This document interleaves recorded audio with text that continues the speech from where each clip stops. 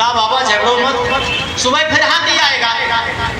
तो हाथी वाले से पूछना जैसा वो बाबा लोग कहेंगे हाथी वैसे ही होगा, तुम्हारे कहने से हाथी नहीं हो सकता, हाथी जैसा होगा वैसे ही बताएंगे वो। कहा ठीक है ठीक है ठीक है। सुबह फिर हाथी के घंटा बजते चले आए, हाथी आया गाँव में, सब सूरदास आ गए। उन्होंने कहा ये बताओ हाथी है कैसा? तो महात्मा लोग हंसने लगे, कहा हाथी महाराज जैसा है, हाथी वैसे ही है, उसका कोई।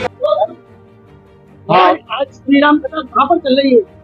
आज अखंड संत धाम में शिवोहम धाम में जी कथा का प्रारंभ हो रहा है। प्रथम दिन है आज, और प्रथम दिन में राम नाम की महिमा, राम नाम की महिमा का उद्देश्य क्या है? आज पितरों को पार करने के लिए, पाप और ताप से बचने के लिए। पाप और ताप की जो वासना है, इस वासना को भगाने के लिए राम नाम ही सबसे बड़ा है। इस वासना का स्थान हृदय में रहता है, तो हृदय में वासना की जगह भगवान श्री राम को धारण कर उनके जिह्वा से उनका नाम का जाप करना ही इंद्रों सर्वोपरि है। राम नाम का अर्थ यही है कि सारे सुखों को लूटने के लिए राम नाम का जाप सबसे प्रिय है। राम नाम से संसार के जगत के सारे पाप कट जाते। राम सकल नामन ते अधिका हो नाथ खड्गन बदका। पक्ष में राम कथा का झांसी में पहली बार देखा जाएगा, पहली बार रहेगा पितर पक्ष में पितरों को पार करने के लिए राम नाम ही सबसे बड़ा उपाय है। जब केवट के सामने भगवान खड़े तो केवट ने यही कहा था, प्रभु मेरा तो उद्धार हो ही गया, अब मेरे पितरों का और हो जाए। तो पितर पार कर मुदित गयो लय पार। पहले उसने अपने पुरखों को पार किया, भगवान के चरणों तक को धो करके, फिर उसने जैसे ही पिंडदान किया तो भगवान से कहा, प्रभु अब ऐसा मंत्र उच्चारण करिएगा जैसे मेरे पितर पार हो जाए। भगवान श्री राम सुनकर के मुस्कुराने लगे, और जैसे ही भगवान ने इशारा किया उसने अपने पितरों को जल दिया। जल दे करके ही उसका पितरों का उद्धार हो गया। फिर मुदित गयो लय पार, भगवान को उसने गंगा पार करा दिया, गंगा से नैया उठार करके। और पितरों का पार उपाय करने का एक ही उपाय है, राम कथा, राम नाम। राम नाम से सारे पितर जीवन के जीते जी पार, और न रहने पर ही पार गति शिवोहम धाम, अखंड श्री राम, अखंड शिवोहम धाम रानी लक्ष्मी पार्क के सामने।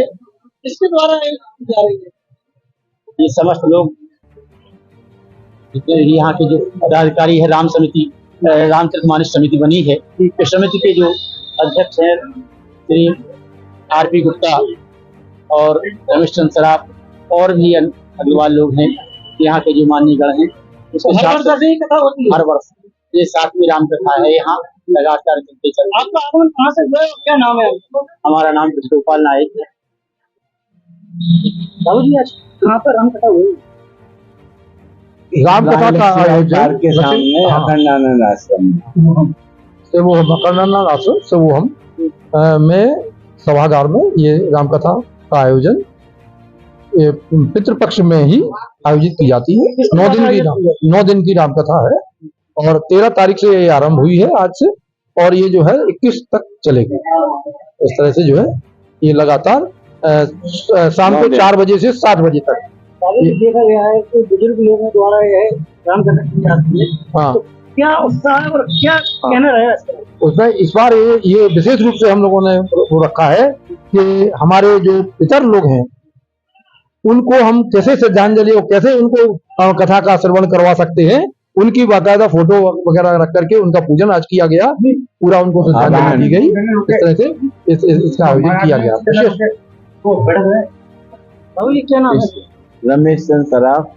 आज बाबू जी राम कथा हो रही है, ये राम कथा हमारी सामूहिक लगातार गत 6 वर्ष से चली आ रही है।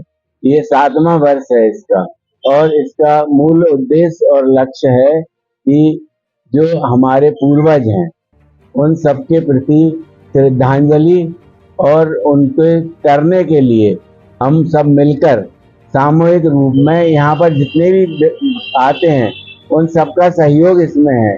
ये किसी की व्यक्तिगत नहीं है, ये हमारी सामूहिक राम कथा है, और इसमें हमारा सभी को निमंत्रण है कि वो आए और अपने पूर्वजों के आवाहन पर उनको इस कथा को सुनाकर उनके साथ साथ हमारा भी मुक्ति का जो सन्मार्ग है वो प्रेषित हो। इस उद्देश्य के साथ हम सभी बैठकर इस राम सभा के आयोजन को पूर्ति के लिए ईश्वर से प्रार्थना करते हैं कि वो हम सबको एकता बनाए रखने के लिए ऐसी सद्बुद्धि दें कि हम हमेशा इसको आगे बढ़ाते रहें। राम कथा के द्वारा हम पुत्रों को उनकी आत्मा को शांति दे और उनको ऐसा करें कि वो उनको स्वर्ग आश्रम में। परंतु इसके साथ साथ हमारा एक उद्देश्य और है कि जो समाज में, हिंदू समाज में सनातन धर्म खत्म होता जा रहा है, उसको भी हमको उत्थान करना है। तो हम राम कथा के माध्यम से लोगों को आग्रह करते हैं कि आप आइए और अपने सनातन धर्म में जो पूर्वजों ने किया है उनको सुनिए और उनके द्वारा प्रेरणा लेकर के सनातन धर्म की जहाँ तक आप प्रगति कर सकते हो उसमें सहयोग दीजिए। युवा पीढ़ी से क्या कहेंगे? आजकल बाबूजी मोबाइल की ओर बढ़ती जा रही है। मैं आपको बता दूं, युवा पीढ़ी को ही आकर्षित करने के लिए हम उसको प्रेरित कर रहे हैं कि हमारे जब बुजुर्ग हैं और बुजुर्ग जब जाके अपने बच्चों को कहेंगे कि हम कथा सुन के आए हैं, हम प्रसाद लाए, आप इसका प्रसाद ग्रहण कीजिए, जो प्रसाद ग्रहण करेंगे उसका महत्व जो मिलेगा वो युवा पीढ़ी को जागृत करेगा, ऐसा हमारा बिल्कुल विश्वास है। कि राम कथा सुनने के बाद जब राम जी की कृपा सबको होगी तो क्यों नहीं सनातन धर्म उठेगा। सनातन धर्म को उठाना हमारा प्रथम कर्तव्य है और हम उसी के प्रयास में ये पूरा कार्यक्रम कर रहे हैं। बाबूजी क्या नाम है? विजय कुमार लोहिया। आज क्या हो रहा है? आज राम कथा हो रही है। ये आज राम कथा 13 तारीख से शुरू हुई है, 21 तारीख तक चलेगी। ये जो है पितरों के मोक्ष के लिए राम कथा रखी गई है, जिससे भगवान का नाम लेकर आदमी जो है मोक्ष को प्राप्त